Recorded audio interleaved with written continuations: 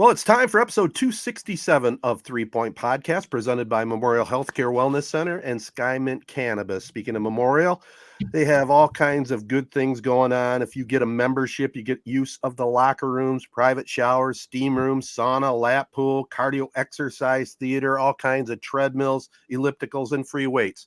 That ought to just get you ready to get in shape. Also, the use of the SkyTrack. Some of the baby boomers like myself get the majority of the use out of that. Great views of the Memorial campus walking around upstairs there. And if you want more details, follow and like them on Facebook at Memorial Wellness Center or get more info online at memorialhealthcare.org. Also, we want to thank Skymint Cannabis, farm to stash, grown right here in the Great Lakes State. Now over 20 locations and counting in Michigan. In fact, they just opened up a brand new store on Front Street in Traverse City. Can you imagine being in Traverse City, along the lake there in the bay and just enjoying the great goods provided by Skymint? It's just magical, as Jared would say. That's your dream. I think that's your dream vacation back in 1979, and I think it's still maybe your dream vacation in 2023. So how about that? How about that? It sounds pretty nice still. Yeah, I do love my TC as well. Also at Skymint, check out the Michigan's best bundles for deals on flower, vapes, pre-rolls, and edibles. Ounces as low as $49. Can't beat that with a stick. Also want to thank our local partners, AZEE Printing Solutions, Capital Sports Fieldhouse, CR Auctions, Nelson House Funeral Homes, Rivals, Taphouse and Grille, and Success Group Mortgage and Servicing. Well, I'm wearing my Shane Cantu hat in honor of Memorial Day. We just had the great weekend, a little catch-up segment. Hopefully you guys had a good weekend. I did. I know you guys up there in Michigan, we were talking, Ted, before we started recording, but beautiful weather weekend up there in Michigan. I know a bunch of my family were up in Ludington and pictures at the beach and, out on bike rides and walks and all that kind of stuff. It looked like a midsummer weekend. So looked pretty beautiful. We went over to Tennessee to my father-in-law's house and hung out over there like we do. It's kind of become our thing. We do every Memorial Day. Pretty chill, relax, a lot of playing out in the yard, walks, just typical hanging out, relaxing, catching up type thing. I will say, I was going to mention, Ted, you probably know all about this. Jared, if you ever have to get a little present for niece, nephews, say you have kids at some point, if you're ever going to do that, bubbles. Bubbles are always just a clutch. If you're ever big hit, maybe if your girlfriend's family, say you guys got to pick out some present for some kids, you're going to some kid's birthday party or something, you guys are in Target, like, what the hell do we get these kids? Bubbles. We went through probably like 3 huge jugs of bubbles, out in the yard, like bubble guns, bubble machines. I don't know what it is, Ted. Do you guys keep bubbles on hand for the grandkids? Like, kids just go bonkers over bubbles. No, we do. As a matter of fact, I have a shelf in the garage that has all the, mini basketballs and badminton things and bubbles and other toys for when the kids do come and play. Now I got, my dad had a mobility device that it's like a 4-wheel scooter that I have, that I hook a trailer on the back of it, and the granddaughters can blow bubbles and do the bubble thing, as they go for a ride down the driveway. Nice.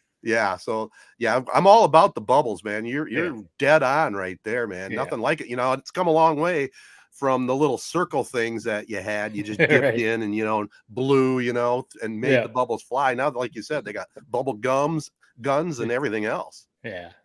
Yeah, so we had a good time. Nice and relaxing, but I will be honest, it was one of those, like, seeing the pictures of the family up in Michigan, it was one of those, like, made you, like, not like jealous, but, like, man, that's one of those weekends in Michigan, you just can't beat it. Oh, yeah. Yeah, we've officially moved on to the calendar where it's now awesome to live in Michigan, and anyone like yourself who's in Charlotte, it's like you're on the outside looking in, whereas the whole winter and even like sometimes in the fall, we were all, end of view in your 70-degree weather. Now the tides have turned a little bit. So this is what makes Michigan so great. It really does. I mean, it was beautiful this weekend. Went out and golfed a couple times. That was awesome. Played horrible, but that's beside the point. But yeah, Memorial Weekend, I mean, it's the official signifier of the summer. It's here. Yep, sure is. Yeah, we had two of the granddaughters came up for a day where we did some cooking out and boat riding, and the lake stuff that we do out here. And last night they had a kind of an informal boat parade around the lake, with Oh, nice. decorating up the pontoons with lights and stuff. That was kind of cool. I didn't do it, but I think next year I'm gonna do it. I think I'm I was gonna gonna say, decorate the boat. is it like a kickoff to summer event type of Exactly. thing? Yeah, Yep. Yeah, that'd be fun. I mean, especially you probably know most of the people around the lake, or at least some of them. Oh yeah, most of them.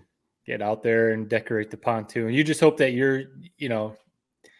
we kind of rag you a little bit about your pontoon and sometimes breaking down. You hope that like in the middle of the parade, something doesn't happen to your pontoon and you're left float, or you got to get towed back to your dock or something like that. That would be the only thing.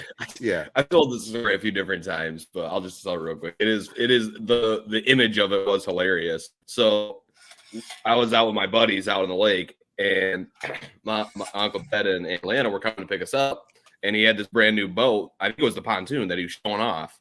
And we were kind of at the shore, so we walk out like we were, maybe 200 yards away from his boat. He pulled up and got stopped, and we're like kind of standing there like, what are you doing? Like we're gonna have to swim like for 15 minutes to get to your boat. Like, why stop? And we were just like, all right, I guess this is like as far as he's coming. So we swam all the way out to him. He's like, yeah, I don't know what's going on. The boat's not starting. It did get going. So but for a second there, it was a funny visual. We'd be stuck out in the middle of this lake. That was a true story. Yeah, it stalled out for some reason, but once you guys got on though, the boat ran all right. It went. Okay. Yep, it ran all right. Maybe just wanted to test your guys' swimming skills before you got on the boat. Let's see if these guys can actually swim. Absolutely. Speaking of swimming, I mentioned family being up in Ludington and on Lake Michigan. I told Ted earlier, my sister said the water was 44 degrees. I'm curious, Ted, and Jared, what's like the threshold for when you're going to jump in one of the big lakes? I mean, like Lake Manitou, or, some of the smaller lakes, like Houghton Lake or Higgins or something like that, maybe a little different, but the Great Lakes, with, the waves are crashing and 44-degree temperature weather. I mean, kids, like she sent pictures that my nephews, they're jumping in. Of course, kids don't care. They don't care.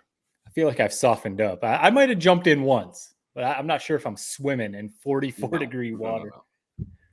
If it was hot like it was this weekend, like 85, yeah, you just jump in, plunge, jump in. Maybe you don't even get off the ladder on the pool. Just dip your body under and fire out as quickly as you can, and just hang out in the boat. Cool your body down and about it. But 44, that's at Lake Michigan, you're saying?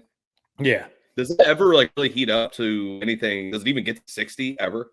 Yeah. I mean, by the end of summer, I remember times that it gets into the 70s. I mean, Really? but those are like stretches where, a real hot stretch of weather where it doesn't also cool down at night. But then it's also the storms. Storms will stir up the cold water, from way out in the middle of the lake and bring the cold water back into shore. So, if you go through a stretch of hot weather with no thunderstorms, no big storms, I definitely remember it getting up into the 70s, which is funny because that feels like, for Lake Michigan, Lake Huron, I'm sure Lake Superior, I don't know if that ever gets up into the 70s. I would doubt it. Yeah, I doubt Superior does. But it feels like, if you get Lake Michigan high 60s, low 70s, I mean, you're in there. That feels like bathwater. And like people who don't, go to Michigan or don't really swim in the Great Lakes, they're like, that's so cold. They want their pools to be 85-degree water. And I'm like, no, man, if you jump in the Lake Michigan, 68 degrees, it feels great. Yeah. Fresh well, water. if it's a hot day, like a hot July day, it's okay. But you think about it, your body temperature is what, 96. Right. So you jump in the water at 68, man, that's pretty chilly still. Yeah, you get used to it though. You jump in a few times and do some splashing around. You bring a football out with you and toss around a football or a frisbee or something. But yeah, it's always funny seeing the difference between kids and adults. Oh yeah. Well, what's funny, and you're closer to the ocean, the Atlantic Ocean. A lot of people don't realize, man, summertime it gets pretty warm. It's pretty comfortable. The water, it's warmer, I think, than the Great Lakes. Oh yeah, the water. I mean, because the salt helps. The salt helps the water, stay warm or get warm. Yeah, probably mid-June when we've gone to like for Father's Day, we've gone to the beach and the water's like warm. Mm-hmm. I mean, it's not like it's a touch cool. And the water's kind of warm. Again, it probably all depends on storms and all that kind of stuff, but yeah. Well, we never know where this conversation goes. You were going to add something, Jared. So go ahead, Jared, and then I'll ask you both a question. Yeah, again, this is just another one of those weekends where I look around, I look to my left, I look to my right, and I realize like my life just kind of sucks. Everyone's out on the boat, partying, eating pizza rolls off the grill, and I'm just stuck here sitting in my four walls, going crazy, man, just waiting for work the next day. So just one of those days where it's one of those weekends where you really wish you had a boat. I never did. I never had the cabin growing up, never did anything like that. So this is just another one of those weekends that comes and goes where just kind of makes you realize, you're kind of missing out on the finer things in life. Yeah. Ted realized that, and he said, not in my adult years. Exactly. Well, in the old days, you used to obviously go up north. I was telling Matt again off air, when we were younger, your age, or even in high school, Memorial Weekend was a must to go up to Higgins Lake and just, do it up. We rough camped it. We didn't camp in the state park. We camped just basically on state land and just had a great time, man. Yeah. It was fun. Yeah, there's something about Memorial Weekend, especially my family up there, they're out of school. Last Friday, I think, was the last day of school, so they're on summer break. So my daughter still has 9 days of school. They're going for until next week. But when Memorial Week, when your summer vacation kicks off, like literally it kicks off with Memorial Weekend, there's nothing better than going up north to one of the lakes or, Lake Michigan or wherever and having that long weekend, because it does feel like an official kickoff to summer, especially with a pontoon parade around Lake Manitou. Absolutely. Now that I'm thinking about it, this last thing I promised we could move on, Ted. I remember there was one time I did kind of indulge in the 4th of July Memorial Day festivities, Higgins Lake. I think it's like South Higgins Lake or South Higgins Lake Park or something. So this is the big party spot. Remember my crew, we got there, we rolled up. I'm just like, we're so amped, ready to go, ready to let it rip, and get right up to the beach, get right up to the water, dip my foot in. Might have been like 30-degree water. And you see this big old glob of humanity out in the, like maybe 3 yards in. And I kid you not, I was like, basically, it was like I was in jail. The water was so goddamn cold. And I didn't have that buzz going yet. So I literally had to like kind of sit at this picnic table, really get that courage up, then make my voyage out into the water. And that was a solid like 2-hour wait.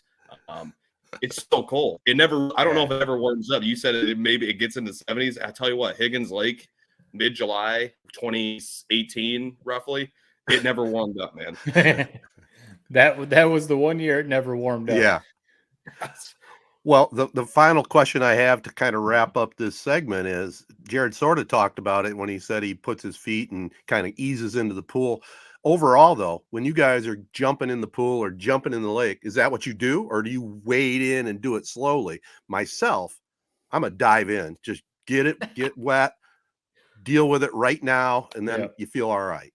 Thoughts? Yeah, you gotta just jump in. Like if you're at a lake, you gotta just run in off the beach, give it one big belly flop into the waves, get it over with. Yeah, the pool, same thing.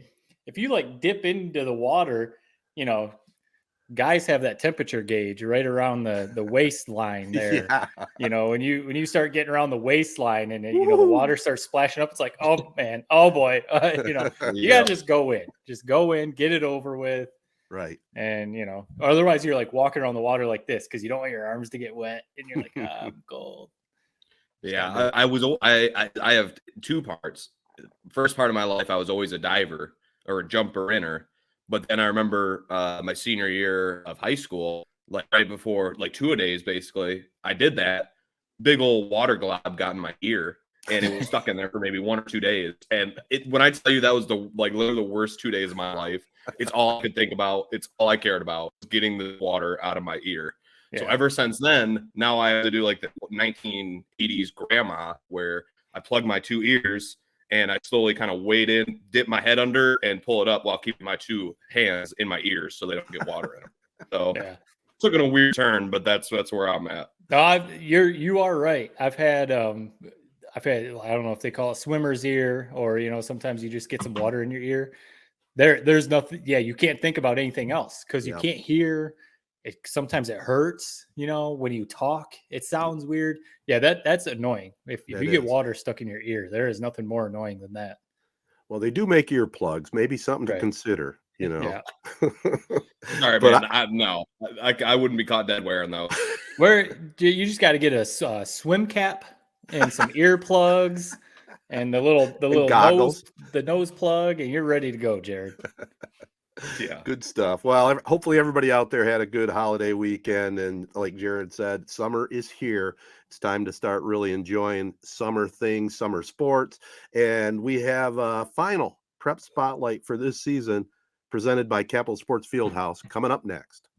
All right, guys, going to keep this short and tight. In track and field, first of all, Langsburg's pole vaulter, Jack Borgman, a CMAC champion, and also a new school record of 14'9". That's getting up there. When you start getting up there around 15 foot, man, you're doing pretty well in high school pole vaulting. Also, the Ovidelsi girls won their first conference track title ever, winning the MMAC. Chesaning won the boys championship for the second straight year. In baseball, Corunna's senior Colby Ardling broke the school record for steals in a season. The previous record was 35, set by Cavalier Hall of Famer Brandon Eckerly back in 2007. Ardling now has 37 on the season, and the Cavaliers swept East Lansing. Corunna now, man, it's a little bit under the radar, but I know they're all upset about the whole Diamond Classic and all that. Put that behind them, man. They might be able to make a run in the MHSAA state tournament. They're now 23-3.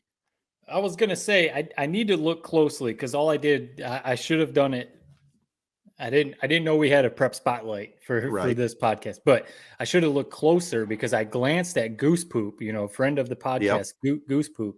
He put out his projections for teams that are going to win their district, and baseball. I don't think I saw Corunna on his projections. Like I said, I did a quick glance through his, he's got some images.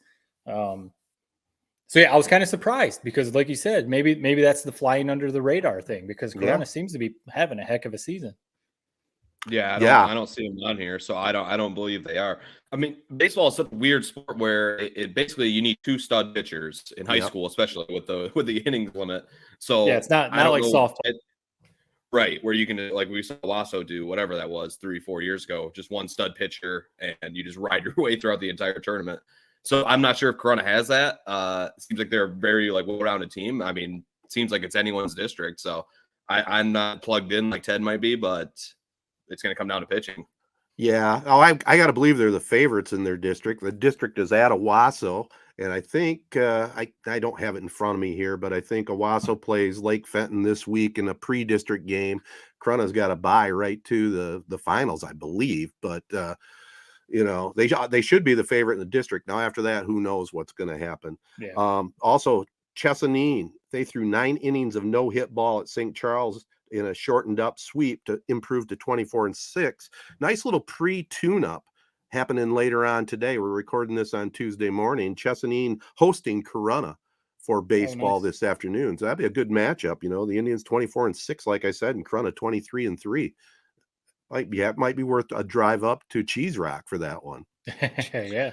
Catch a little high school baseball. Heck yeah. And by the way, speaking of that, I got a little bone to pick with the MHSAA. You guys know how I feel on this. I just did an inquiry to see what it would cost to do a district game on our Facebook Live page. I was willing to go do it.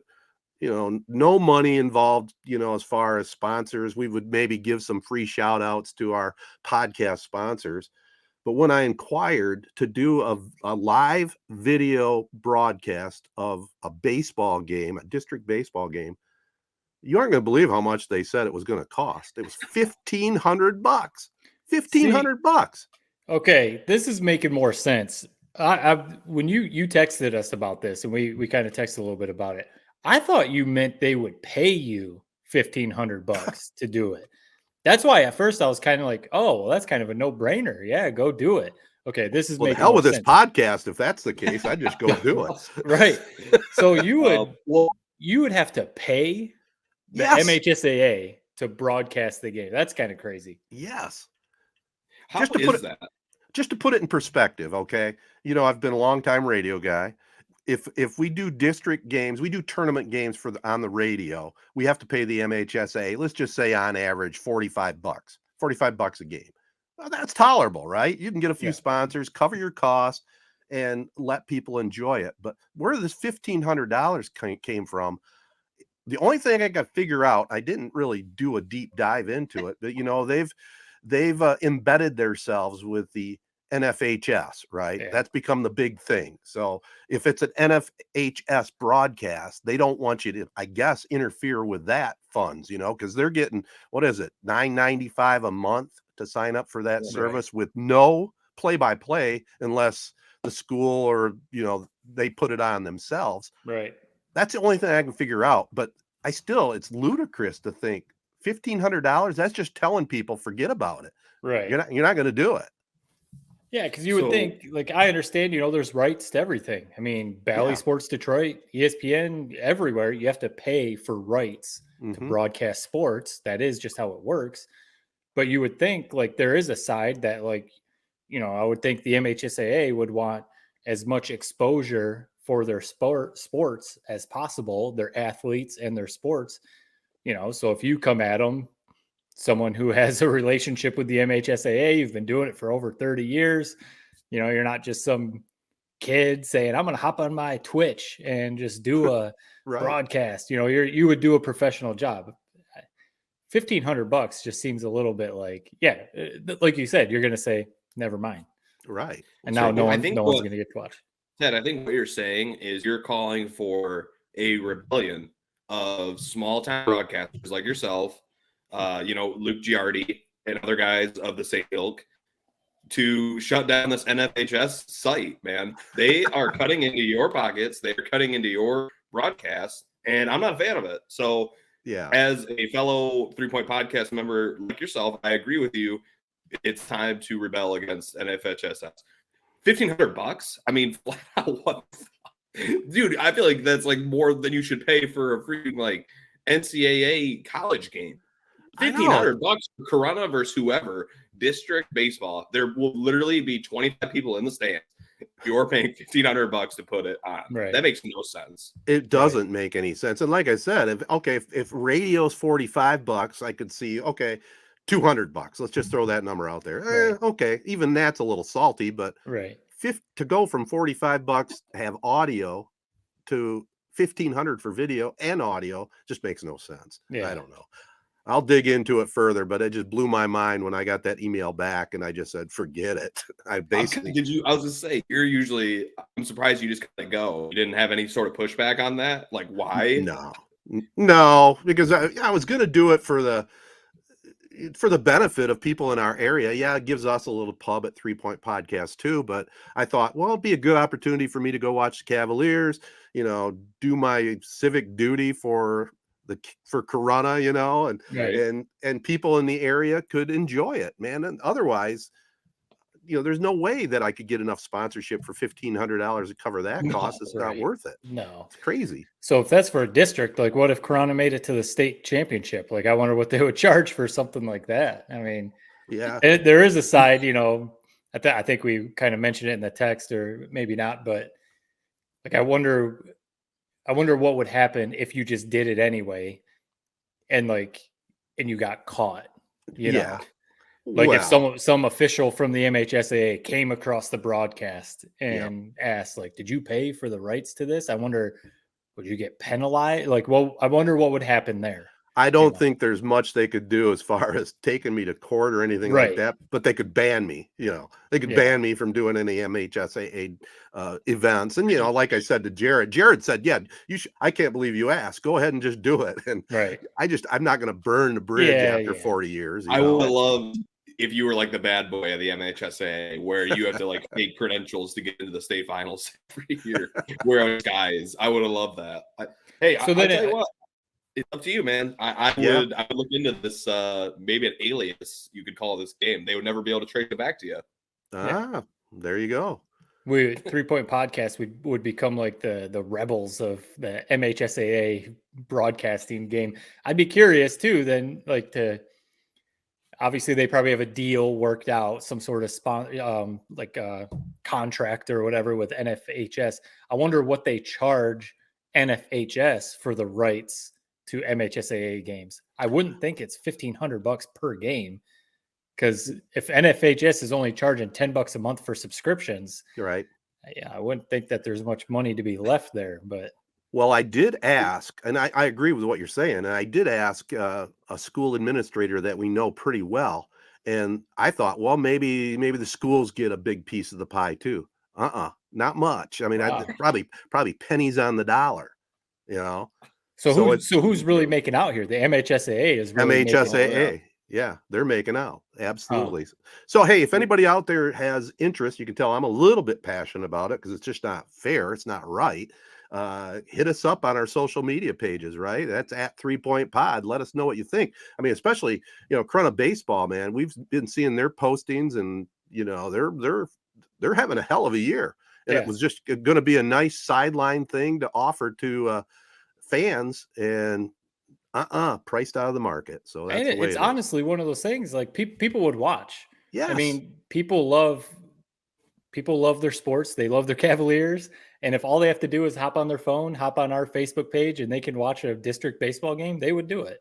Here's my get around. I'm considering going to the game and just videoing with play-by-play. I'll just make some commentary every at bat. And then if somebody gets a base hit or a double or there's a big play, you can post those. Those. So I thought maybe during the game, I'll just keep people updated batter by batter, not necessarily video by each batter, but just post when there's some big play. What do you think of that? Yeah, I mean, that'd be a good alternative. That would take you'd have to make sure you have enough space on your phone. I mean, you know what I mean? Like, because if you're taking video of everything, that'd be a lot. Well, no, I'd only video each batter. Like if a batter strikes out, I'll video it, but then I'll just delete it and then go to the next batter. You know what I mean? I know we were going to keep this tight, but we got to throw this out there since Ted's on a MHSA war page, or warpath. What do you make of them moving the high school football state finals a day to now play on Saturday and Sunday? Make room for I'm glad you brought this up. I'll leave it to what do you think first, Ted, and then Matt, what do you think? Well, first of all, I don't know if it's the MHSAA's fault, but I think it's bullshit. That's what I think it is. I knew you're gonna have some reaction like that. So I was just gonna say, quick, for anyone who maybe doesn't know. So Thanksgiving weekend usually, as anyone who listens to the podcast, anyone who follows high school football, state finals Friday, Saturday at Ford Field. Well, Michigan State now. I don't know if it was a Big Ten decision, NBC, who had the final poll, but Michigan State is going to play Penn State at Ford Field on Black Friday now, pushing, like Jared said, pushing the high school football state finals back to Saturday, Sunday. So we know Ted's feelings. I mean, what do you think, Ted? Do you think it was more? I mean, I think in the text, you think it was TV money? You think it was just? Oh, don't you think it was TV money? 100%. Well, first of all, whether it was the Big Ten, whether it was Michigan State had to sign up to do it, to switch a home game. And, a lot of the fans are saying, oh, it's a home and it's senior day and all that. Well, yeah, November 27th, it's got some iffy weather involved for sure. Right. And it's been, depending on how good the team is playing, the crowd could be a little bit iffy. So I sort of understand the move, but it's all about money. And it definitely just push the MHSAA football finals to the side. It's kind of unheard of to play on Sunday, a state championship weekend, 4 games. If I was the MHSAA, I would have said pack sand and, we're going to play this year outside or find an alternative. I'm not, the only alternative in the State's the Superior Dome. And I did do a little research. It only seats about 8,000 for football. So it's probably not enough. It would have been kind of cool to have a one-time trip to the UP, they'd remember that, play at that. It's a neat facility, but I don't know. We in the COVID year, they played outside in January. They didn't play the final outside. It was horrible, man. Oh, it wasn't horrible. The weather was actually pretty good that January. Hey, I was there every step of the way with speaking, you doing that. Jared's speaking from a TV aspect. Oh, sitting on the sidelines. We love it, man. We love it. Well, let me lay out the whole situation. So one, I like it because basically, if you remember, Ted, last couple of years, usually I work state finals weekend. I mean, Thanksgiving night, I'm leaving around 6 o'clock. True. I gotta be to Ford Field right around 4 o'clock in the morning the next day. So I love this. Right. Now I enjoy Thanksgiving. We have a whole extra day. The state final week is such a blur. It's nice to have a whole other day to get our ducks in order for that Saturday and Sunday. Is it going to be weird on that Sunday playing those games? 100%. In a perfect scenario, yes. As a fan, that Friday always when you watch the bulk of the games. Saturday always gets lost in the watch with Ohio State, Michigan, and just it's a rivalry weekend that weekend every year for college football. So Saturday doesn't draw many eyes. NFL, now you're going to get NFL on Sundays. The nice thing is the Lions have already played. So maybe you'll get some Michigan people watching. It is what it is. I don't think it's as big of a deal as people are making it. A 1 year thing, it's kind of weird. If this is the new normal, I would appreciate it more. It'd be weird if this is just a one-off. As for Michigan State, I love the move. You saw last year at Senior Day, there wasn't a soul in the stands, and it was frigid temperatures. Now you have a standalone game, basically with, I think, Ole Miss versus Mississippi State is the only game that's going to be going on that Friday with them. And it's at Ford Field. You're telling me this doesn't get the juices pumping a little bit? It's a big matchup. If this was Michigan State versus Central, okay, who really cares? Michigan State versus Penn State's a big game. I think it benefits Penn State for sure to be playing on a fast track like that. But whatever. It's something new, something fun. I don't hate it. Yeah, I don't know. I'm not mad about it, like some people. I think TV money is definitely coming in play here. They want to get a, like you said, Michigan State, Penn State usually sometimes has Big Ten championship implications, so that's going to be a big game for NBC. It's kind of BS because I heard that people who already bought season tickets lost a home game, for Penn State because they're not going to honor the season tickets for the game at Ford Field. Oh my. So that's kind of BS. I don't know if that's a Michigan State or a Big Ten thing, but that's complete BS. I already bought my season tickets and now I just lost probably one of the biggest games at Spartan Stadium. That kind of sucks. The Senior Day thing, they'll move Senior Day to, another game and that'll be fine. Senior Day, whatever. Right.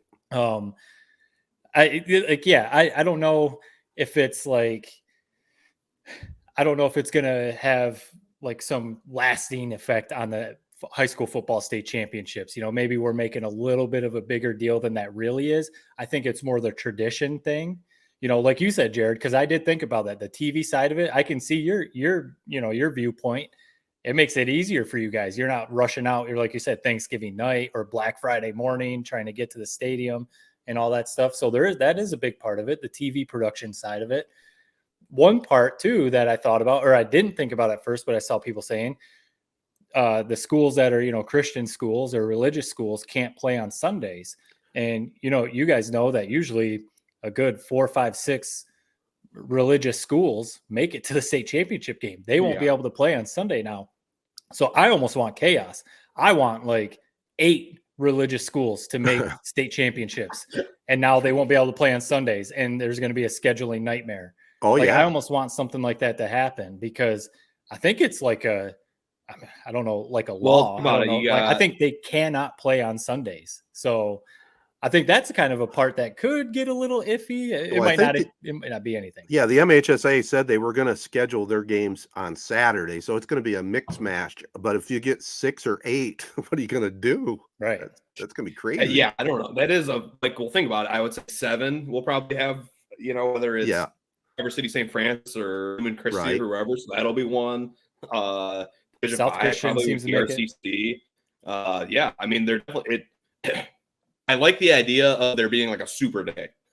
So let's say that you have all these Catholic schools playing. Oh, they just so happen to be Division 7, Division 5. So now that Saturday is Division 1, Division 2, Division 3, Division 4. Could be. That would be fun. Yeah. So, but we'll see. I don't know.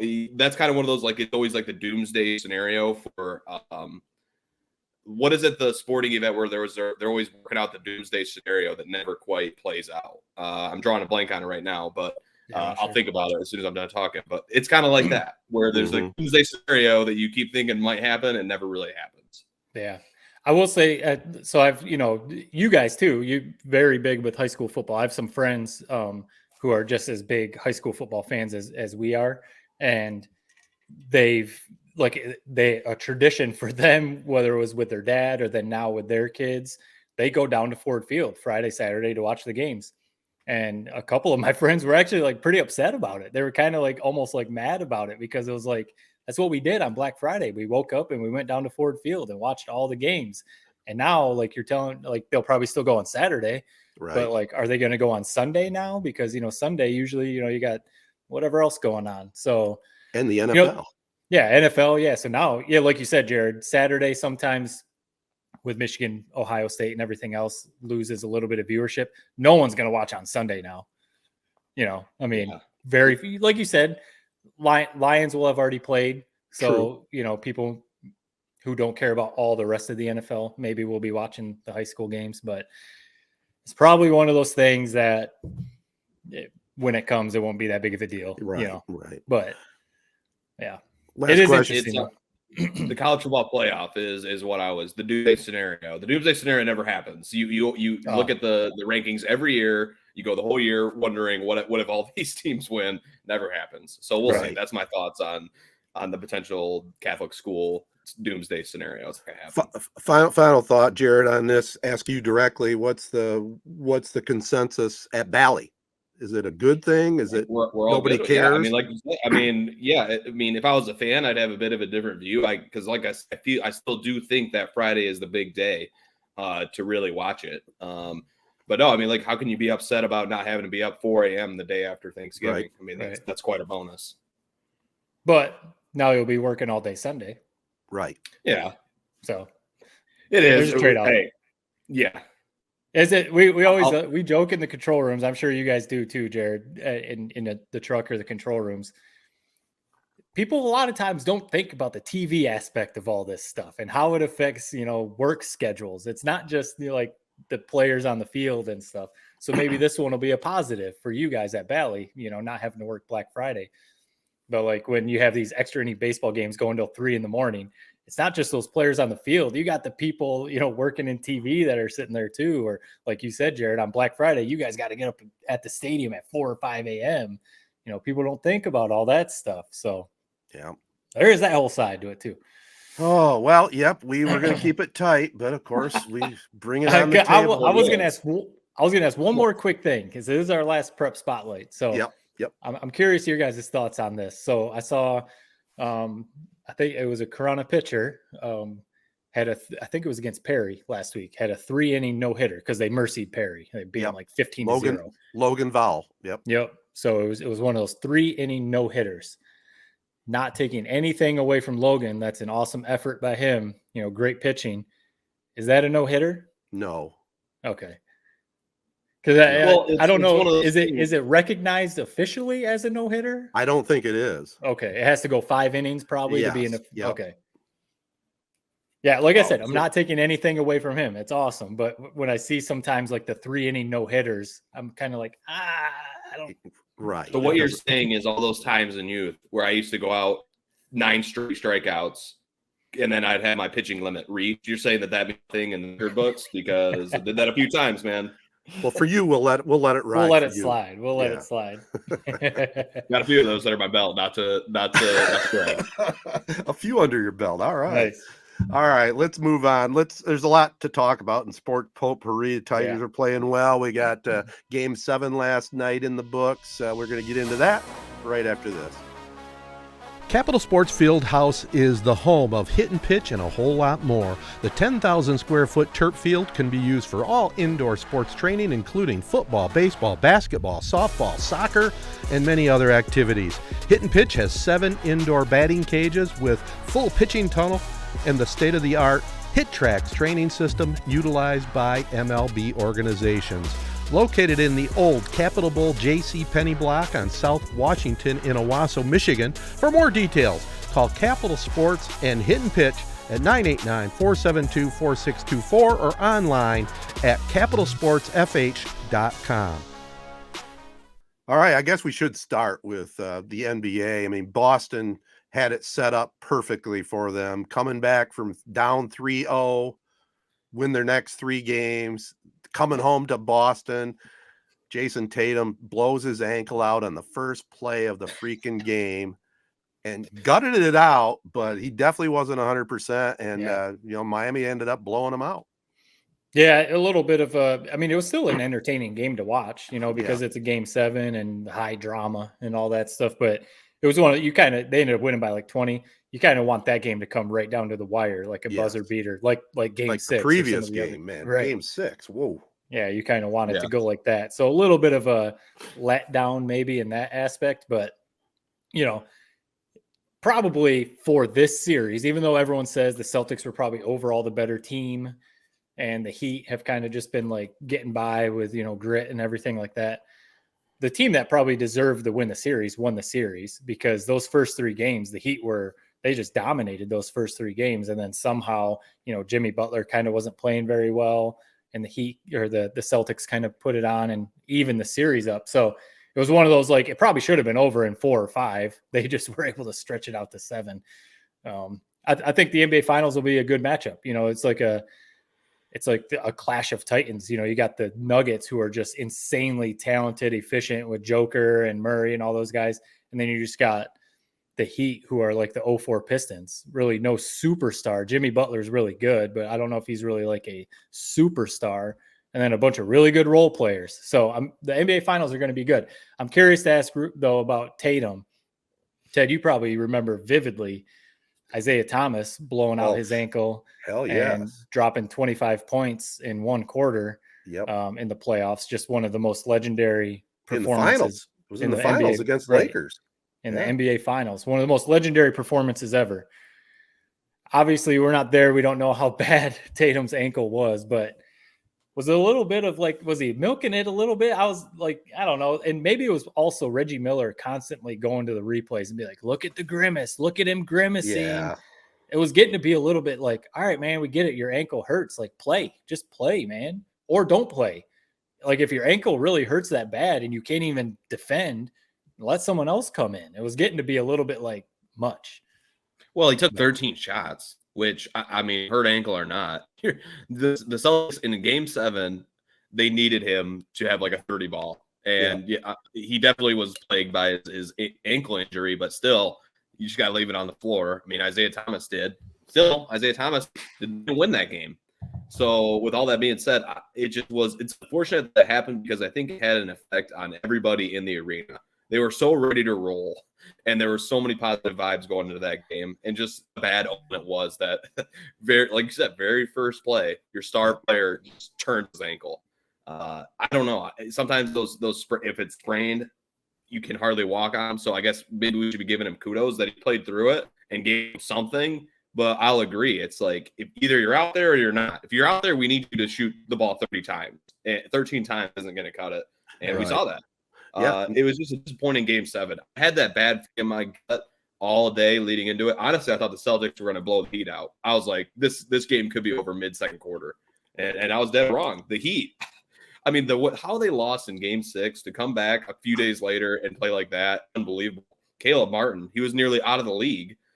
The story I'm reading, J. Cole somehow convinced the Miami Heat to take this guy out. Right. And look at that. He should have won the series MVP. Jimmy Butler ended up winning it, but it should have been Caleb Martin. What a fun group. Spoelstra, I said a few weeks ago, favorite coach, great absolute coach. Dog. I love watching their teams play. It's one.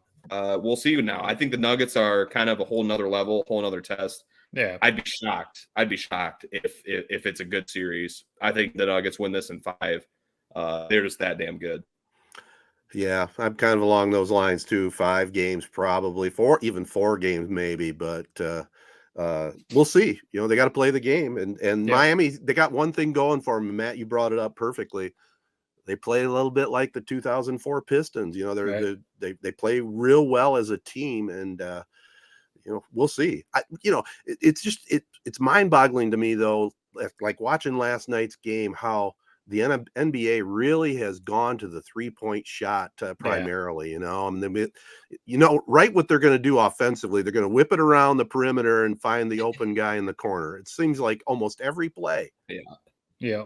Yeah, it seemed like the Celtics, maybe after Tatum's injury, maybe that had an effect, but they were almost like they were willing to just live and die by the three. They took so many threes last night, but And I'm curious to see what happens with them if they, the whole Jaylen Brown situation. He's eligible for like a super max, but he didn't have a good game last night, and there's like reports that him and Tatum don't necessarily get along or something like that. So you're curious, are the Celtics about to be blown up? Or are they gonna blow that little trio up that they have of Tatum, Brown, and Smart? Who knows? But I'm excited for the NBA Finals. I'm kind of with you, Jared. I feel like I bet the Heat, they'll steal one or two, just because the way they play. But the way that the Nuggets looked against the Lakers, man, and really the whole playoffs, that team is good. Is this layoff? Do you think that the layoff of what the Nuggets have been off for basically a week at this point now, you think it's going to affect them, or maybe it's going to benefit them? Who knows? Probably game one. Yeah. Yeah. Well, game one, it's either like you're either the Heat who are riding like the rhythm of been playing almost every night, every other night for this last 3, 4, whatever, this whole entire playoff run. And you have Nuggets who just all of a sudden this long off. I think game one, you'll know within the first 6 minutes, it's either going to really benefit Miami or it's going to really benefit Denver. I think over the course of the series, it benefits Denver, but I think the first couple of games, it might take a while for Denver to kind of get back into the swing of it. Yeah. Just before we move up this topic, back to game 6 for a second. Where do you rank that, or where do you compare that finish of that game to any other game? I mean, down to 1/10 of a second. Right. It was an incredible finish. It looked like Butler won it with the three free throws, and then an amazing finish, man. That's right up there with all-time finishes in any sport, I think. Yeah, it has to be. And I mean, it'll always go down, like you said, as one of the great finishes. It kind of loses a little luster, I feel like, because then the Celtics turn around and lose game 7. So it's almost like it didn't matter, maybe in a sense. Not really. But I can't believe I tweeted out, and our friend Miggy Incognito, was commenting too. Why the Heat? And I'm not questioning Eric Spoelstra. He's probably the best coach in the league. What am I? I'm just a dude on the couch. But why they weren't guarding the inbounder, Derek White, who ended up cutting to the basket and tipping the ball. And Strus is out there running around like a chicken with his head cut off, trying to defend someone. Right. Derek White inbounds the ball, and he has a free cut to the basket. You don't know that's how it's going to work out. The ball tipped perfectly to him and everything like that. But maybe it's just, I'm still like PTSD from the Pistons not guarding Robert Horry against the Spurs, and Robert Horry just sticking a dagger in our hearts. But, you just wonder sometimes the strategy there. But it was a great game for sure. Yeah. An all-time finish, like I said, it'll be forgotten in the walls of history. It's kind of sad. So, hey, appreciate it for the next few days. We'll talk about it for the next couple of days, and then it'll be gone forever. So, yep. Is that going to be like? Go ahead, Jared. I respect that the Celtics bat back. I don't understand what that performance was in last night. I guess you could blame it on Tatum and the ankle. Yeah. I mean, it was like they were from the very start of the game. The Heat basically jumped out and had that lead nearly the entire time. I think Celtics cut it to 7 in the second half. Yeah, but it just felt like they never really had a chance. It's disappointing.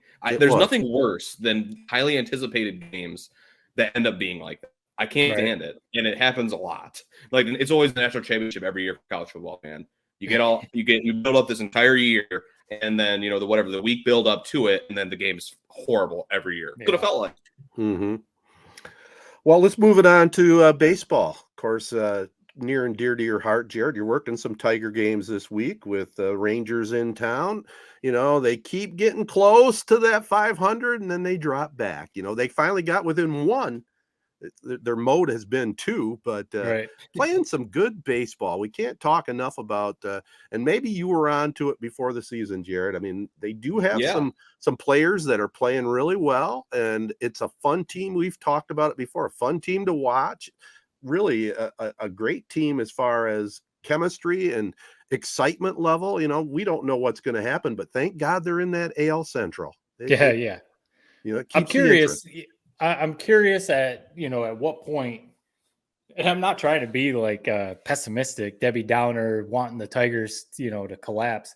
At what point because they're still basically at the bottom of the league in every offensive category, Right. batting average, runs scored, home runs, OPS, all that kind of stuff.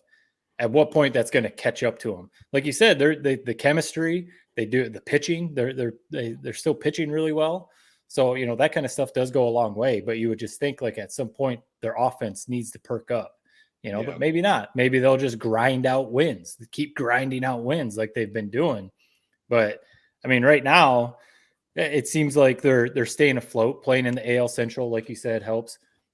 I think coming into the series, the Rangers were like plus 150 or something in run differential. The Tigers were minus 50.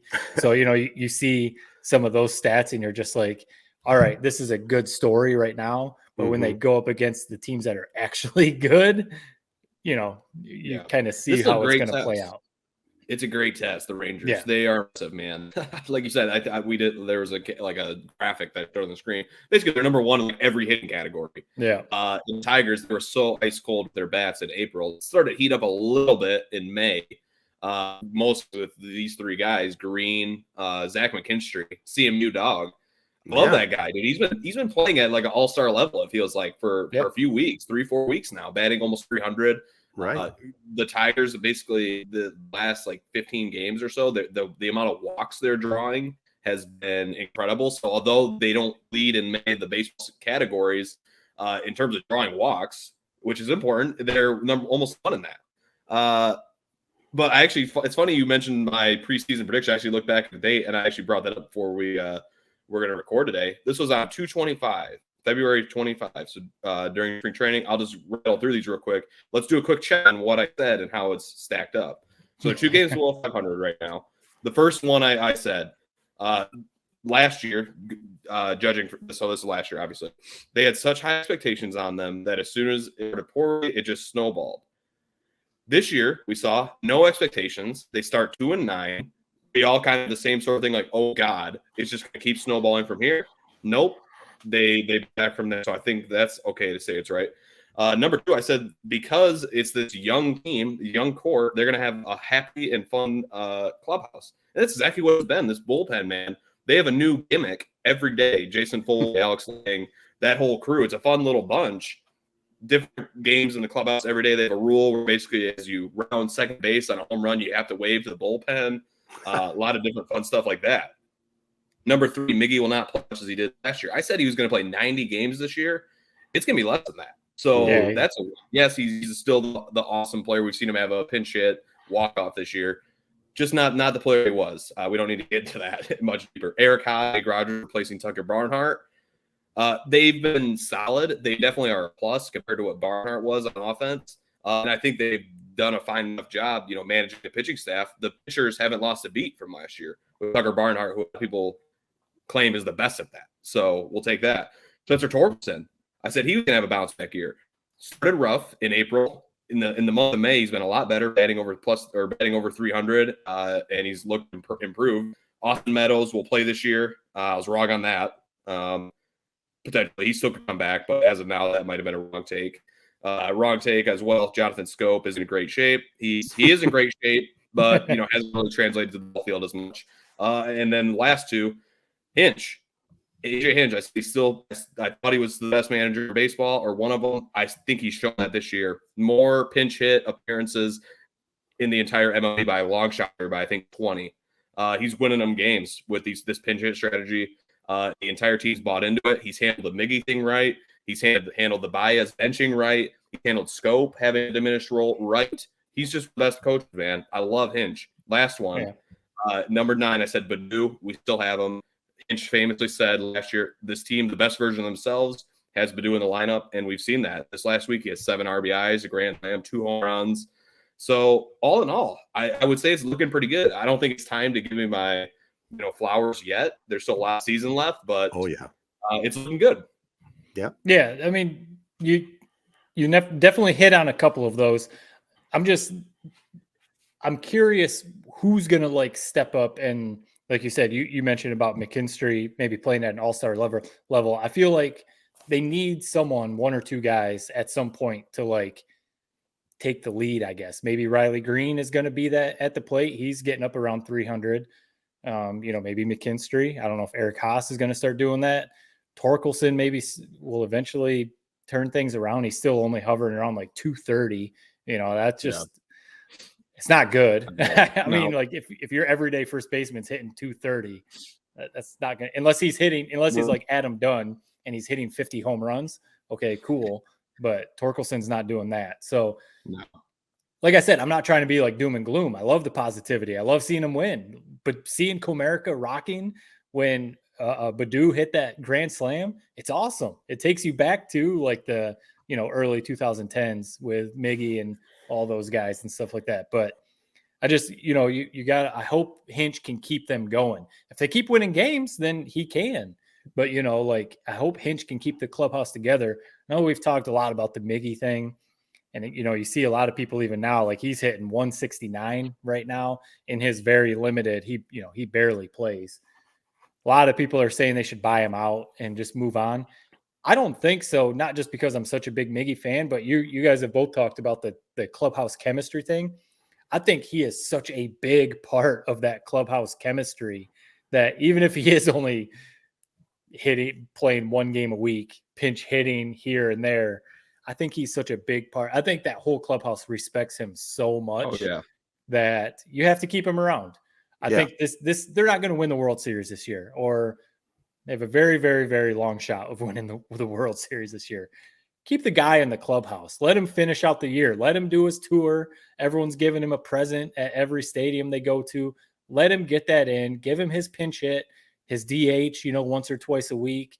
And, let him do that. And like you said, Ted, last week, maybe he already had a walk-off pinch hit, maybe one or two times he'll come up with a really big hit, or something like that. So, I don't think they should buy him out. I think we've all said the same thing, but I think it'd be a completely stupid thing, and we should quit talking about it as far as fans out there. Come on. He's earned his right. It is comical. Here's what's funny about it, because listen, I've been, for the first time in my life, I've been kind of a pretty active listener to 97.1, usually like once a day for 5 minutes. That's too bad. It's two topics they go back and forth on. Before, and I know you guys aren't the biggest 97.1 guys. I've always said I like Valenti. I don't really listen to the other shows as much, but even Valenti, it's the same two topics, and this is just kind of the game, I guess. Ted, you know this better than anyone. The Tigers win. It's okay. Well, when are we going to take Miggy out of the lineup? What do you do with Miggy? The Tigers lose. It's okay. When are we going to trade Erod? When are we trading Erod before the deadline? Tigers win. They'll bring Erod in. Oh well, what if they're winning? Then do you trade him? And if Tigers are winning and Miggy, or the Tigers are losing, then it's like, oh well, at least we have Miggy to talk about and his last kind of go around the sun.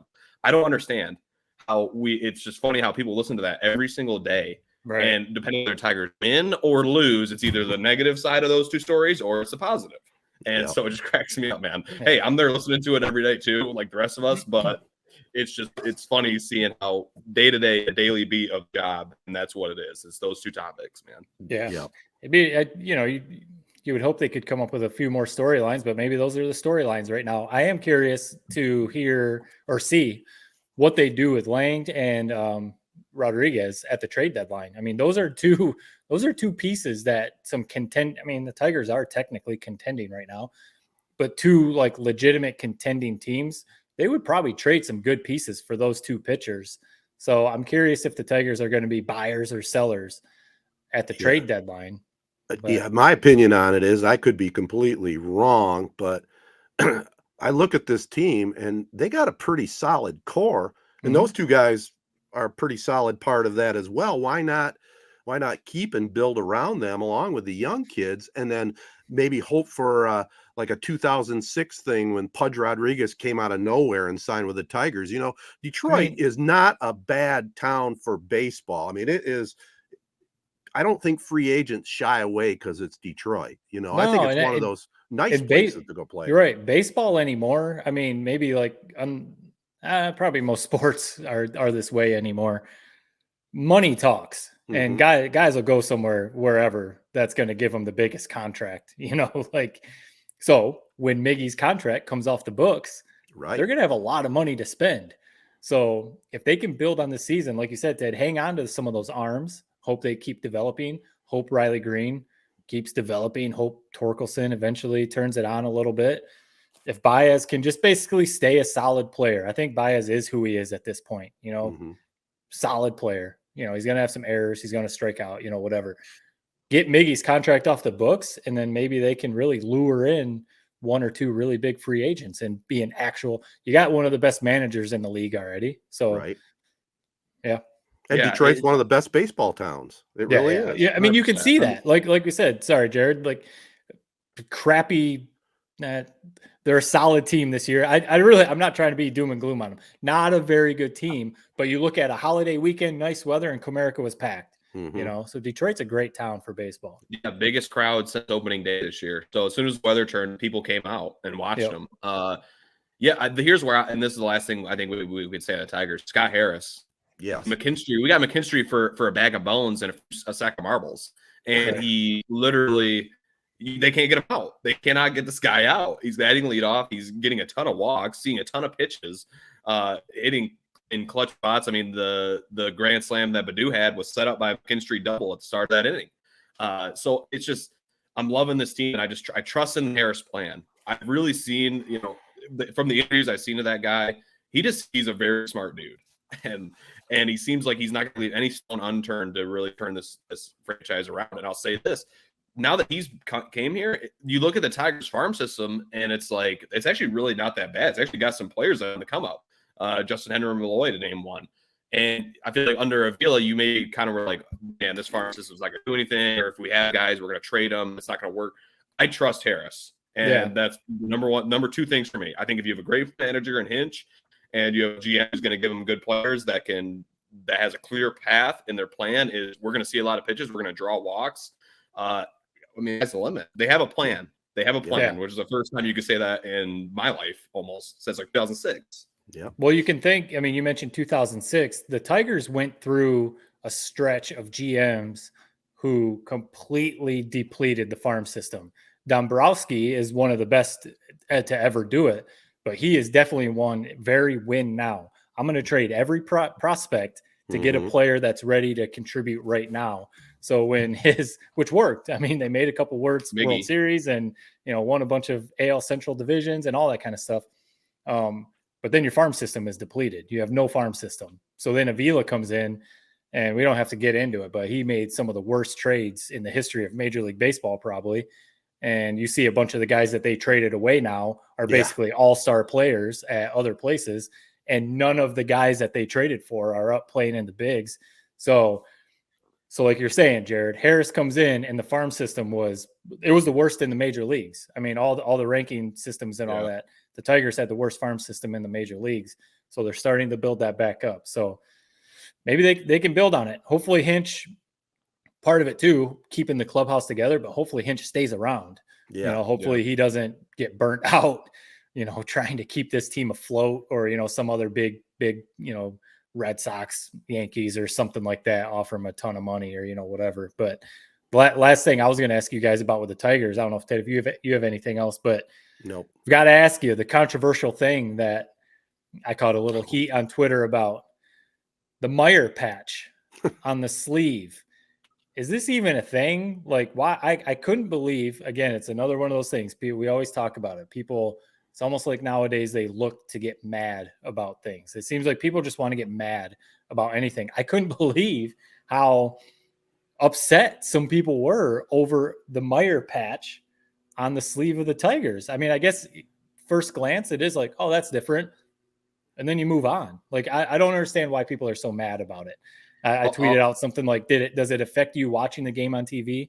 Does it, when Akil Baddoo hit that grand slam, did you not enjoy it as much as you would have if the Meyer patch wasn't on there? Like, it's like, what are you really so mad about? It's just a little Meyer patch. As a former Meyer team member who has read the Fred Meyer biography, I love this partnership, man. Perfect for both sides. You got the Meyer company, Michigan brand, out of Grand Rapids, Fred Meyer, legend in this state. And you got the Detroit Tigers. I mean, it's simpatico, them going together. One thing that does bother me about the patch. Why is it a patch? Why do they not just stitch them? It's annoying. It's like they have the white Meyer patch on top of the white jersey. Why don't you just stitch Meyer into the sleeve? and then it looks less ugly with a white like patch that you sew on to a white jersey. I don't know. Maybe that's some MLB rule where it has to be a patch, but that's the thing that irks me about it. This was going to happen. Yes, It sucks because we know how classic the Tigers uniform is. I loved it when Nike added their logo to it. That was a bonus. This maybe a detractor, I would say, in the looks of it, but everybody's doing it, man, at this point. I think this is the 10th MLB team to do it. It's going to be everybody soon. At least every NBA team, NBA teams have them. Yep. Every soccer club has them. I'm sure at some point NFL teams are going to have them too. It doesn't bother me that much at all, as long as it keeps us away from, paying to watch. You know what I mean? Right. More than we are now. Like if it's on pay-per-view or something like that. If this keeps them with money coming in, it doesn't look that bad. I think it looks. I think the smaller, skinnier D bothers me more than it looks that D. It looks great. You think the skinny one looks better than the other one? It's so much better than it used to look. That's a great example of taking a classic logo and revamping it without losing it. It's so much better now. It's the best the logo has ever looked is now. What makes it better? I mean, it's just skinnier. It's the same logo. It's like the Michigan helmet. How they revamped that from the little kind of cartoony look where it's not very fierce. Now that D went from that cartoony sort of bubbly lettered look to now a fierce, slim D. It looks so much. I don't know.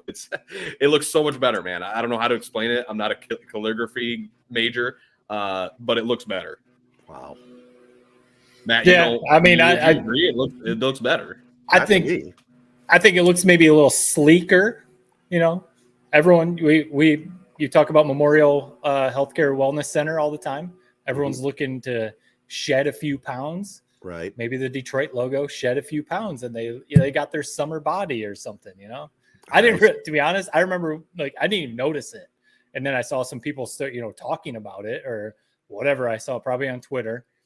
And I had to go back and look and be like, oh yeah, I guess it looks a little different. Well, yeah, look at them side by side. I guess everybody's entitled to their opinion on what they like. I don't. I like the wider one better. Just myself. That's Detroit. I don't know, man. I think this was a perfectly done. Whoever did this, whether it was an intern or graphic designer or what, they deserve a nice pat on the back. You kept everything that was right about that old logo, and you just gave it a little extra juice. I'm there for it. They need to be. It is fired. funny. It is funny sometimes the small tweaks that they do. Like I remember, what was it, a few years ago? Maybe it's now been 5 or more. The Lions, the lion. They put a few lines in the lion to make it look like the lion's hair or whatever. Yeah. And I remember people were even mad about that. And I just it's not like it didn't change. It's not like they changed the complete logo to a different lion or something like that. It's just, they just tried to spruce it up a little bit, Well, it needed it. I remember when I was a kid, I'd look at the Lions logo, like, what is this? I can't even tell what this is. So I'm glad they changed that. The Lions are one of the teams that they needed a brand.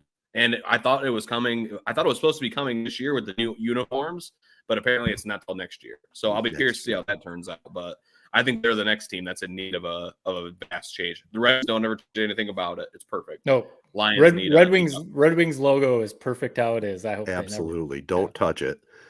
Pistons are all over the place. You never know what you're going to get. Yeah. All right. We'll move on, take a short break, and then have a short Tedertainment Tonight right after this.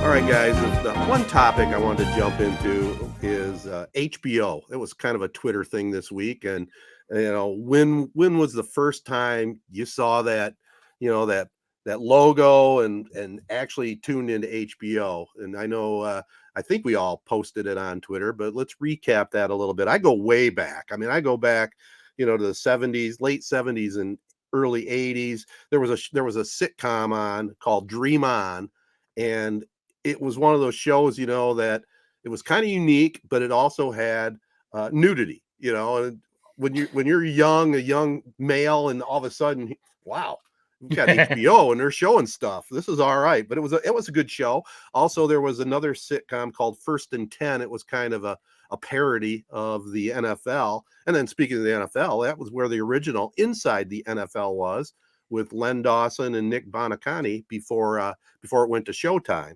So, and then of course, boxing. Mike Tyson was must-see TV, and it was all on HBO. And I'll never forget seeing Douglas knock him out on HBO. So those are kind of my early recollections of that franchise. Yeah, I couldn't when, like you said, we tweeted it out, the little conversation on Twitter at 3 Point Pod, if you want to give us a follow. But you tweeted, when you replied, you said something about a milk jug strip to your first reply. And to be honest, I didn't know what the heck you were talking about. And then you tweeted out the picture of the box and everything. Yep. So what you literally had to, so you had your cable box and you literally cut a chunk of a milk jug and put it in there. Let me HBO. Let me paint the picture a little bit to all the youngsters out there, including yourself. When that box first came out, that was our first cable box. You know, when I started in cable, it cost me $8.95 a month. Think about that.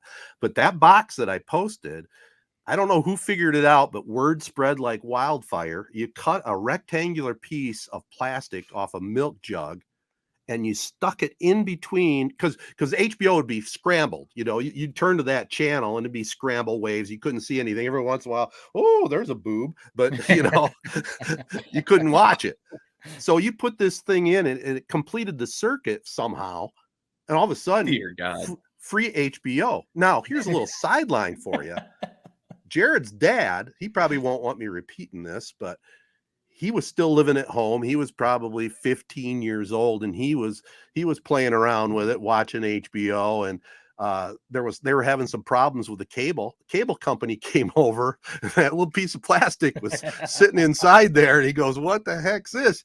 Pirating HBO?" And my mom said, "Oh, that's my son John did that." Threw him under the bus. Yeah, didn't get in trouble for it, but that's a little sidebar for you. But yeah, that's crazy. That's how we watched it.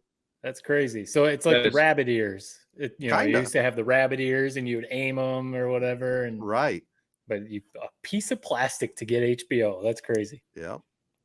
But yeah, so to answer your original question, we didn't get cable at, growing up out in the country in Owasso Corona. The cable wasn't available for, basically my whole childhood. And then when like Dish Network, when those satellite, came around, DirecTV, we did finally get it. I think I might have been early high school, might have been late middle school, but not for a while. And I remember at times having HBO there, but a lot of times there was a parental code lock on it because of the nudity, like you mentioned. But so like my first memory of HBO, to be honest, I don't even really remember, to be honest. Like, I guess high school, probably watching movies on HBO, but I don't have like a vivid, like you do, of shows that I watch. I remember watching some of the big boxing matches on HBO or whatever, but yeah, it's not like it is now where just everyone, has a streaming service or watches HBO or whatever. But it's just, it is funny though, like you mentioned, the first time you come across the nudity on some of those channels, it is like, woo. And again, that's one of those things that kids these days don't understand, because it's out there in their face every day, right? It's so prevalent now or whatever. But yeah, it was crazy. People, so what now, the big thing is HBO Max, the app, or, the streaming service changed to Max. Yes. And I think we mentioned it before, how that branding is just so strange. Well, yeah, my whole thought process on that, why would you even at all tamper with the iconic HBO? HBO is the original. If you want to tweak it a little bit on the how it's presented, okay, that's one thing. But I'm still trying to figure out the mindset on how it goes from HBO to Max, and that's better marketing. You know what I mean? Especially because I guess I don't even know. Cinemax is still a thing, right? Yeah. So yeah, you can still have Cinemax. So I'm even just curious how, if they had to, I don't know who owns Cinemax, but if they had to talk to them and be like, "Hey, can we use this and call our streaming service Max?" Whatever. But Well, I think they're tied together somehow, the I'm big sure they are. corporation, it's gotta be, and I did look a little bit online, the reasoning going to Max, they thought that HBO was more looked at as adult-oriented Oh, okay. compared to using the term Max, which they tied into, like, Warner Brothers and whatever else, there's a lot of stuff Interesting. behind the scenes, but, heck, when I think of nudity, I think of Skinamax, I mean, that's what you Skinemax, think right? of, right? Yeah. Because they had Yep. all the softcore porn they'd play on Friday, Saturday nights after Yep. midnight. Skinemax. I remember. Yep, we definitely knew about that. That was always locked out. But the big story over the weekend, when we'll be rejoined by Jared in a little bit, but the show Succession. Yes. So that was the big talk. I mean, you guys probably already know the answer from me. I have not watched it. It's on HBO, but everyone over the weekend, the show Succession had its series finale, and people are obviously debating. Again, I don't know anything about the show, so I don't know what they were talking about. But man, some people talking about Succession, maybe the best show ever on HBO. So Yeah. when I was seeing all that, I mentioned to you guys, I was surprised because I was like, I don't think Ted has mentioned Succession during Tedertainment Tonight. And No. usually anything HBO you watch. So you said you're getting into it though? Yeah, I told you off record. I mean, when I first heard the premise of it, and it didn't have the buzz that a lot of shows do, it didn't suck me in at the beginning when it started its run. But it's kind of a takeoff on Rupert Murdoch, and that deal and his kids, and but I have watched the first 2 episodes, and I will say it's really, really good. I can see Yeah. what everybody is all excited about now that it's completed its run. So, it's one of those shows now that every night we'll probably watch 1 or 2 episodes till we binge through it all. Yeah. It's really good. I stepped away for a second. What I heard you guys talking about, I'm glad I stepped away. Went Skinamax, this, that. It goes off the rails as soon as I step out. But Ted, you really missed your Super Bowl this past Sunday night with Succession ending, as well as I forget what the other HBO show was that was ending as well. That was your Super Bowl, man. You're an HBO shell. You missed it. Well, I missed it on the live run, but I haven't missed it. I'm going to be watching it. That's the whole point. I don't think when we mentioned before we started recording about Succession, I don't think you said, Jared, did you watch it? Are you watching it? No, I need to. I don't know. It seems like a show that's kind of slipped through a lot of people's cracks. Obviously, it's still very popular, but it's not a show that I feel like a lot of people are talking about very often at the water cooler or that type of thing. Right. It's very well, and it's a drama, so I think that turns some people off. There's hardly any comedy in it. There's some, but it's mostly a drama. But I think the writing is really, really good, and the acting that I've seen in the first 2 episodes, top notch. So I can see why everybody is sucked into that. Yep. So I'll have a full review when I make it all the way through. So that'll be all the way through. Probably somebody in the fall, sometime in the fall. That you'll probably be done with that. Well, 1-2 weeks. So we'll hear about it in a couple weeks on this segment. Maybe. That I was going to say, now that NBA playoffs are starting to wind down, just the finals now, I feel like I might be able to actually watch a few things. It seems like I've been every night has been whatever playoff series I'm trying to keep an eye on. But I think we mentioned it before. I know, Jared, you said you maybe watched it for a little bit. I think you fell out of it. The show You on Netflix. Mm-hmm. Yep.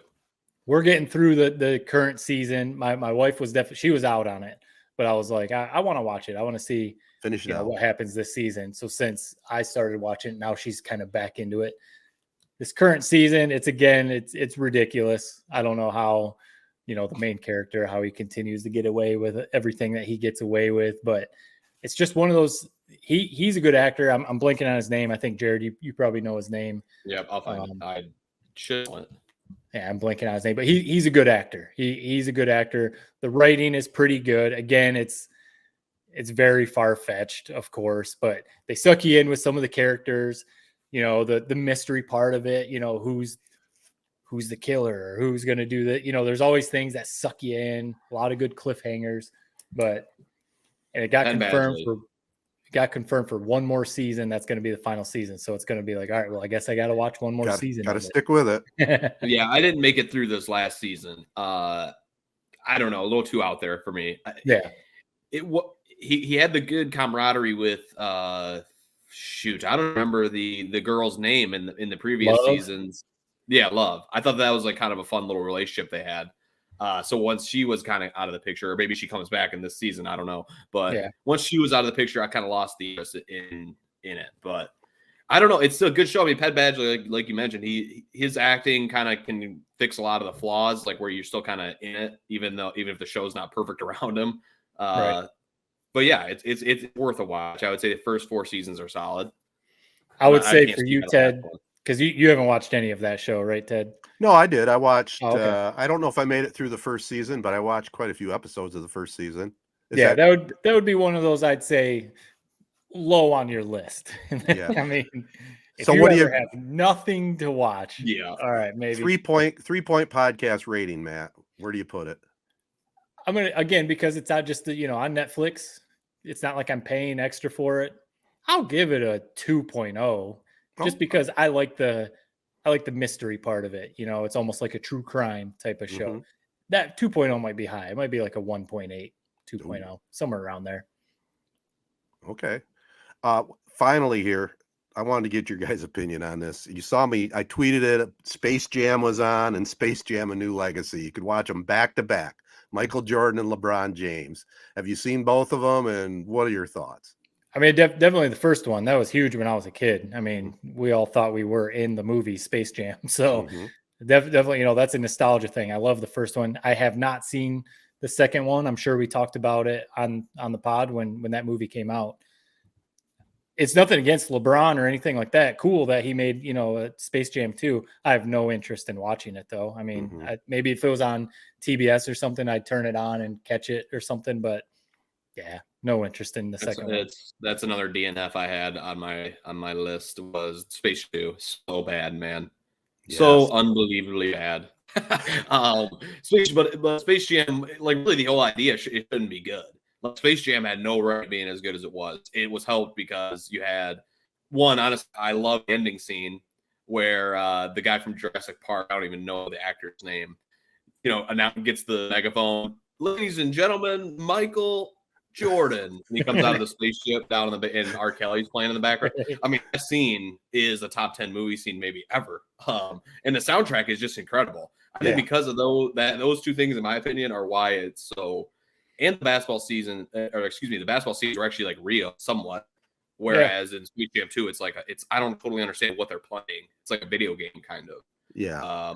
And it's like score doesn't make sense. It's like trick points and shit like that. So yeah, I follow right along the same lines. I thought the first one was pretty good, and the bonus, Bill Murray was in it. Yeah. The Looney Tunes, the cartoon part was a lot better than in the second one. Yeah. And they both were just kind of fluffy entertainment, if you will. Oh, they were just kind of promos for LeBron or MJ, but number one definitely killed number two. Yeah. Number two was horrid. But it was terrible. It's tough too with those, like you said, fluffy, kind of corny, cheesy, just basically kids movies, or whatever. Exactly. Because LeBron's not going to try and make the same movie.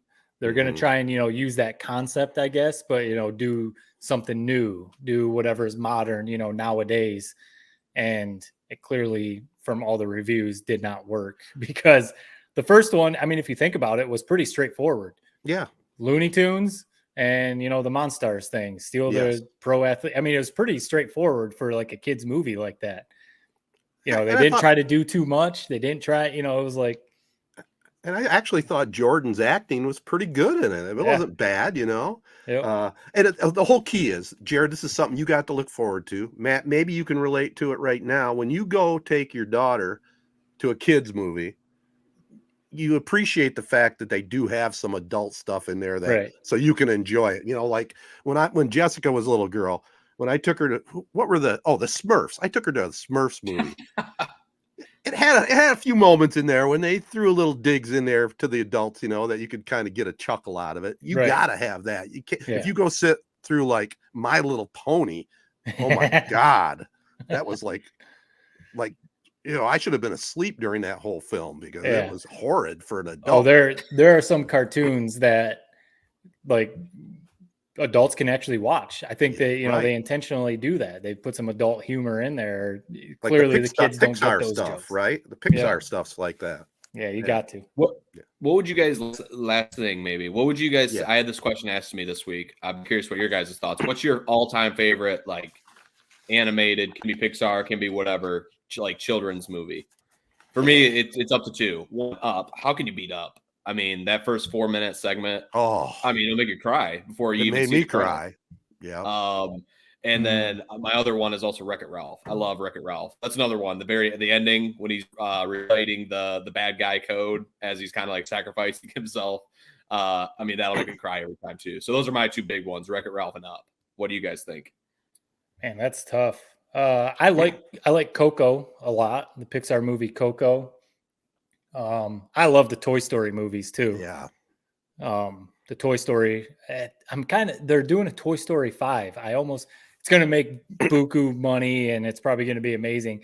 Toy Story 4 like finished perfectly. I kind of wish they would have just ended it. Toy Story 4 was such a great ending.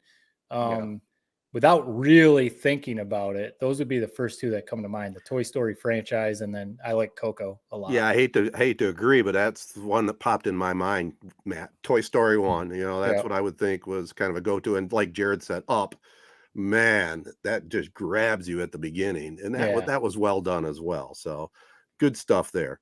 Yeah. All right, guys. I think we made it through another podcast. We're heading into June, baby. Got it. When's that Tooncast coming, Matt? When you heading up? Tooncast, the end of June for basically 4th of July. We'll be there that week. So we got to line that up. I've got my 20th anniversary, 20th class reunion. And then that's one day. And then we have a little family reunion on my mom's side. So, and then we're going to be around Corona for the week. So good deal. We'll work it out with, your guys' schedule. Hopefully we get good weather again, like last year's Tooncast. And it was magical.